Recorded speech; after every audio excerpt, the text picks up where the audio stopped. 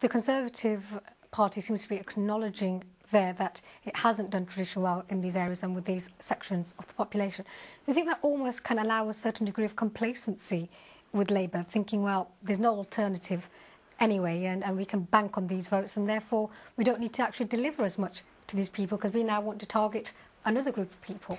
No, I don't think the Labour Party is at all complacent with the ethnic minority votes or any other votes for that.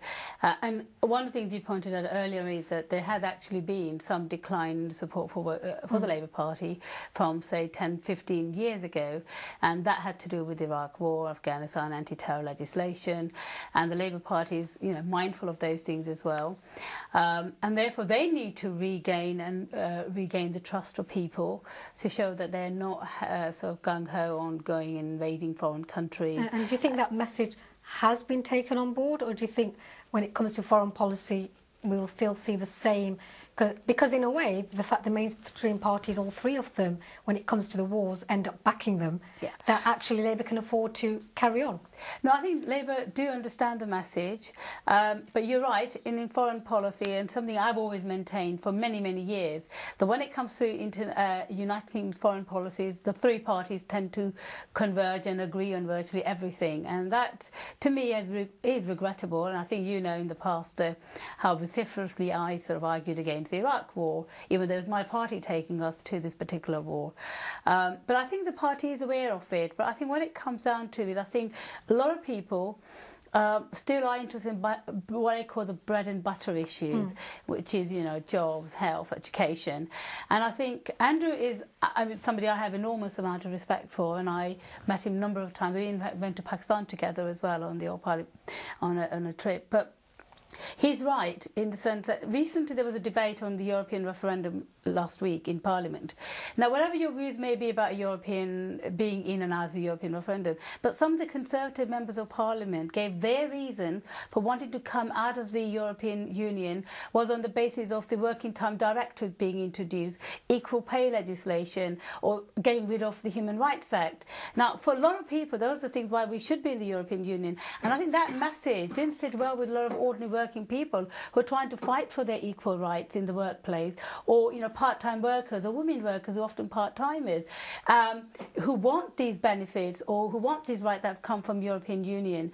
And yet there's all these Conservative members of Parliament standing up and so fighting against the European Union on the basis of working time directives or equal pay. So that's not going to really sit very well with a lot of voters who may be thinking, well, hang on, we want to vote for a party that's more progressive on these issues. And I think Andrew's absolutely right. I think the Conservative Party needs to come out and actually say, yes, whilst we believe in free enterprise, we do need to have respect for workers. They need to have proper rights. They mustn't be treated shoddily, and we should not condone or accept the fact that workers should be treated in a bad way and sort of allow that state of play to occur. Well, before I come back to Umar and a more detailed analysis of the findings, can I just get a response from Andrew to what Yasmin has just said? Sorry, I only heard parts of that. I think that the Conservative Party do need to ensure that we are focusing on the big issues facing the country, and I believe as a government we are doing. That's why the government on things like the European vote said now is not the time very much for a referendum. I think that the party is making strides both in Parliament to put forward measures that are the kind of measures that ethnic minority communities would value. Certainly lifting over lower earners out of taxation, I think, is something very much ethnic minority communities would value. I think well, that was something the Lib Dems put forward as part of the coalition deal. But would you agree that shedding the image of the nasty party is still quite a challenge? And perhaps there's a contradiction. On the one hand, we have multiculturalism being bashed by the Conservative leader, our Prime Minister. On the other hand, there are voices like yourself which seem to be appealing to ethnic minorities. Do you think there is a tussle within the party itself, and perhaps there are two different faces being presented? Well, I think we have to get the balance right. I think the Conservative Party has made significant strides over recent years, and I think particularly Baroness Sayeeda Warsi now being our party chairman, we've seen a real step change in the Conservative Party. It is fair to say over recent years, as a party we have been too male, we've been too white, we've been too middle class, I think we've taken that on board, and we are starting to see diversity now among Conservative politicians, but we're also starting to see a real change in the kind of issues being addressed by the party that you wouldn't traditionally have expected to be addressed by our party. Well, you mentioned Sayeda Warsi, and yes, she has been given a very senior position. Yet when she raised the issue of discrimination against Muslims, and we are, after all, Islam channel here on the programme at the moment, there was quite a silence when it came to David Cameron offering support on this very important issue. I don't think that's correct. I mean, during this Parliament, you've seen talk of forming and the initial steps of forming a all-party parliamentary group on tackling Islamophobia. You've seen various steps taken by government ministers to start addressing many of the problems that are raised by ethnic minority communities. It won't happen overnight, and there's a lot more work to be done here. But traditionally, the Conservative Party has struggled in reaching out and connecting and also getting our message across to certain communities. I think if you look at the values of the Conservative Party, pro-family values, pro-small business, there's not a lot there that actually many in ethnic minority communities would really value. I see most people as coming to this country, the overwhelming majority of immigrants to this country is coming here to work hard and contribute to society. They want support for creating their own business, they want support for getting into employment. They don't necessarily want support for claiming benefits, and therefore, you know, I think the Conservative Party has an awful lot to offer to settled communities and immigrant communities into the UK. Well, I can come back to Omar. We talk about ethnic minorities, but of course there's different communities within that one banding. And did you find that different groupings actually did vote differently? Did you see any differences, or was there a general trend which was very similar? I mean, there was definitely differences between how different groups voted. I mean, the general trend was quite stark. So in general, the big difference is between ethnic minorities and white British voters, just because the gaps are so large. But it is also true that 60% of Indians and Pakistanis voted Labour versus 87% of black Africans. So there's obviously even greater support amongst black Africans. And again, I think that's quite a big gap. Yeah, it is. It is a significant difference. I think the second thing is who is the second party that various groups support, for example. So amongst Pakistanis, actually, 25% voted Liberal Democrat and only around 13% voted Conservative. So Liberal Democrats are a clear second preference. And what would you attribute to that to? Could that be because they did oppose the Iraq war, so they were seen as an alternative to Labour without having to go to Conservative, although the Afghanistan war is supported by all three? Again, it's a little tricky to say from the data. The data can't tell you this is why someone voted that way.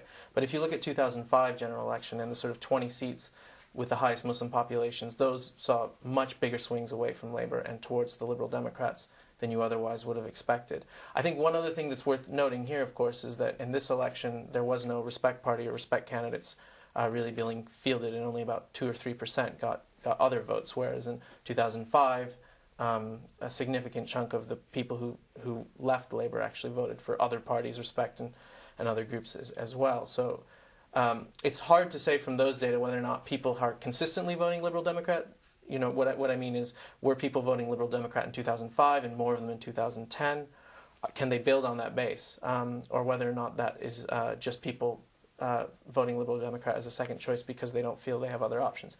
But just to finish about... I'll come back to the point about this difference. What do you attribute, from what you can read into to the findings, the differences within the minorities themselves? You mentioned 87% of African Caribbean people voting Labour, and perhaps 16 to 18% of Asian people. So it's not true that the Asian vote is there for Labour.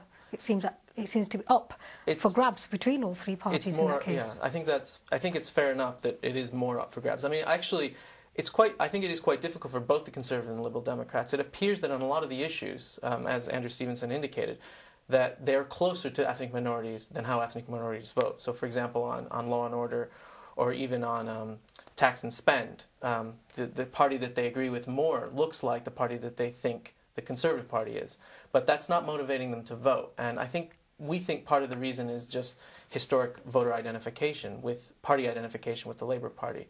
So around anywhere from 50 to 70% of these ethnic minority populations actually actively identify with the Labour Party. So it's 50% for Indians rising to 70% for black Africans. And as you can see, that's roughly the difference you're seeing in how they actually vote. So they're identifying, for whatever reason, with the Labour Party. We also think that, again, as both the MPs here have said today, that it's not simply about who you're fielding as a candidate. It is about the issues. And on employment and unemployment, those are issues that clearly seem to be a bit higher on the agenda, especially unemployment. More ethnic minorities said that unemployment was the biggest concern for them, 20%, compared to less than 10% of white British people. And we suspect that reflects the reality of the experience of black and minority ethnic people. And finally, I think in terms of talking about black voters being potentially even more likely, so black Caribbean and black African voters, I think there's at least two things there. One is that obviously the black African voters are more recent migrants. So there is some evidence also that migrants vote differently from British-born people. So that might partly explain that difference. What about the settled? So then the question is the settled. So it doesn't seem that can explain everything. Black Caribbean and black African voters are more likely to express the fact that they've personally experienced discrimination. Also that in general, not just that they personally have experienced discrimination, but their group in general experiences discrimination in British society. So there seems to be a link between the likelihood that someone believes that in general there's societal discrimination against my group and propensity to vote Labour. And so it seems, Yasmin, that there is this feeling, based on historical experience perhaps, that the Labour Party will stand up for you if you've been discriminated against. And do you think that would still stand? Do you think that memory will fade as people now associate New Labour with some of the things that they think are not so right about the Conservatives? Or do you think that distinction can still be very clear? I think the distinction is very clear, and I think it's because the first Race Discrimination Act or Equalities Act was brought in by a Labour government. It was a Labour government which has brought in virtually all of the equal pay, equal discrimination legislation, and of course, as Andrea said, historically there's been a lot more political representation from the Labour Party. 600-700 councillors for last 20 odd years have come from the Labour Party. It was the first to have members of Parliament, and the members of the House of Lords, and even now it's got the biggest bunch of members of ethnic minority MPs than any other political party. So of course, not only is it in terms of legislation it passes that it helps equality, but also in real terms of people who represent the Labour Party, there's a lot more representation for ethnic minorities. And I think that goodwill, I suppose you could say, is going to be there for a while. But obviously, if the Labour Party sort of reneges on these things and doesn't talk about equality and doesn't really deal with discrimination, then it will also suffer as well. I don't think any party can take it for granted. Quite difficult, or there seems to be less willingness from the mainstream parties to talk about discrimination. I mean, I put the question to Andrew earlier that there are these two faces within the mainstream. On the one hand, saying to ethnic minorities, we want you to be included, we value your contribution. On the other hand, because there is this disaffection within the white working class community, that in order to reassure them, it seems to be pitting this argument that multiculturalism has been bad, which some people may view as a scapegoating type approach. So how do you reconcile that? And we've seen those two kind of voices coming out from the Labour Party as well. Absolutely. There are people who in the Labour Party think that multiculturalism isn't right, and Liberal Democrats and the Conservatives. I think it's a shame because I think the argument has been hijacked by the far right. And it is regrettable that politicians seem to be really afraid of this multiculturalism. There's nothing wrong with multiculturalism. And at the end of the day, as I keep saying, what quote, and I hate using this, white working class people want and what working class ethnic minorities want is the same thing. And I think it is right, however, what I think is important is that a political party should not ignore any particular group of people. It needs to tackle the issue, and which is, to me, a bigger central issue, which is about poverty, which is about lack of opportunities for job. Those are important issues, and they're important issues for the white working class community, whether you're ethnic minority working class community. And these issues got to be addressed by all the political parties, and it's got to be addressed fairly quickly because we've got a lot of problems occurring, especially in our inner cities and urban areas. And I think it's a big issue for all the parties to grapple.